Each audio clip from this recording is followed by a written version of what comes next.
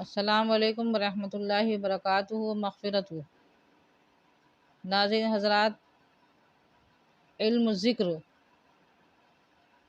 کرنے سے ہمیں کیا ملتا ہے؟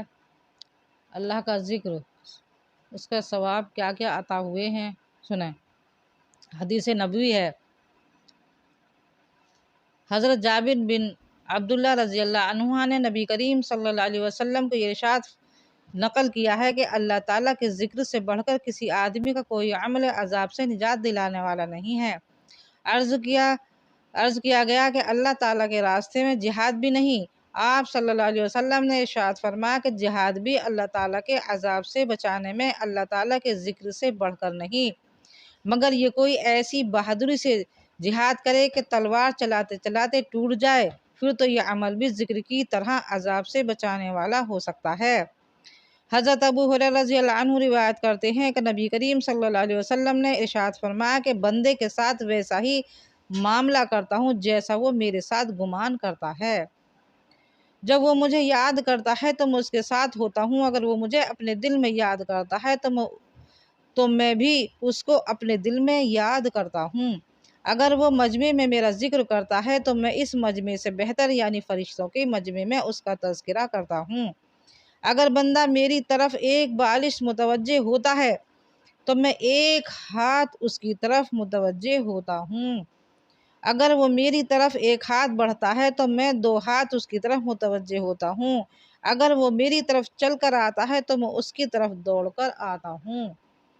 فائدہ مطلب یہ ہے کہ جو شخص اعمال صالحہ کے ذریعے جتنا زیادہ میرا قرب حاصل کرتا ہے، میں اس سے زیادہ اپنی رحمت اور مدد کے ساتھ اس کی طرف متوجہ ہوتا ہوں۔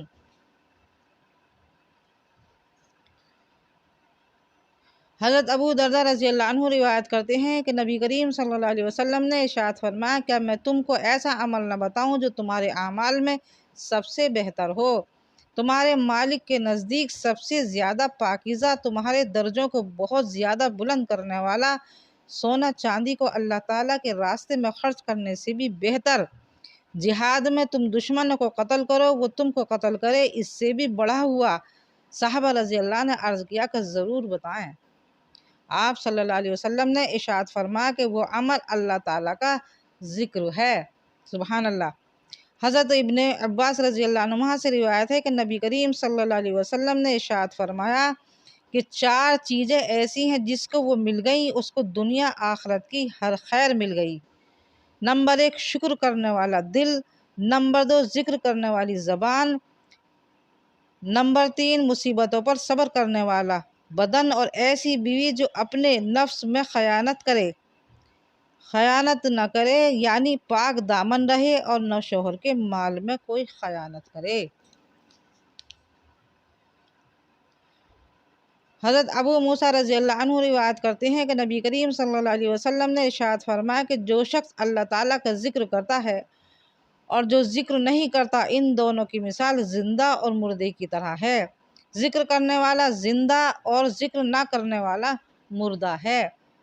ایک روایت میں یہ بھی ہے کہ اس گھر کی مثال جس میں اللہ تعالیٰ کا ذکر کیا جاتا ہو زندہ شخص کی طرح ہے، یعنی وہ آباد ہے، اور جس میں اللہ تعالیٰ کا ذکر نہ ہوتا ہو وہ مرد شخص کی طرح ہے، یعنی ویران ہے۔ وہ مردے کی طرح ہے، وہ شخص جیسے ویران ہوتا ہے۔ اللہ کا ذکر بہت بڑی چیز ہے۔ یعنی حضرت خنزلہ اسیدی رضی اللہ عنہ روایت کرتے ہیں کہ رسول اللہ صلی اللہ علیہ وسلم نے ارشاد فرمایا کہ قسم ہے مجھ ذات کی جس کے قبضے میں میری جان ہے، اگر تمہارا حال ویسا رہے جیسا میرے پاس ہوتا ہے اور تم ہر وقت اللہ تعالیٰ کے ذکر میں مشغول رہو تو فرشتے تمہارے بستروں پر اور تمہارے راستوں میں تم سے مسافہ کرنے لگیں۔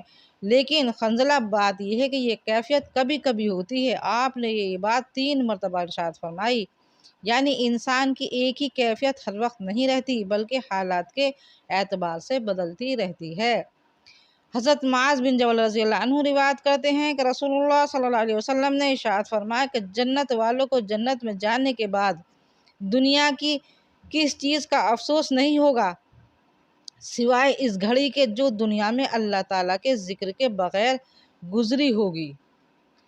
یعنی دنیا کی کتنی بھی عیش ہوگی، کتنی بھی عیش حسرت دنیا میں انسان کرتا ہے، وہ یاد نہیں آئے گی اس کو وہ چیز یاد آئے گی کہ ہم نے دنیا کے اندر کون سی گھڑی، کون سا ٹائم اللہ سے ہم غافل رہے، کاش ہم اس ٹائم میں ذکر کرتے تو ہمیں کتنے بڑے درجے مل جاتے۔ اللہ کے ذکر کے بغیر ہماری کتنی محفلیں، کتنی مجلسیں، کتنی دیر ہم بیٹھے، اس میں ہم نے کوئی اللہ کا کوئی ذکر نہیں کیا، وہ چیز ہمیں وہاں پر یاد آئے گی اور احساس ہوگا کہ کاش اس وقت میں ہم اللہ کا ذکر کر لیتے تھے، آج ہم اتنے بڑے درجوں کو پہنچ جاتے۔ اٹھتے بیٹھتے ہمیں سب کو اللہ کا ذکر، اللہ کی تسبیح کرنی چاہیے۔ سبحان اللہ۔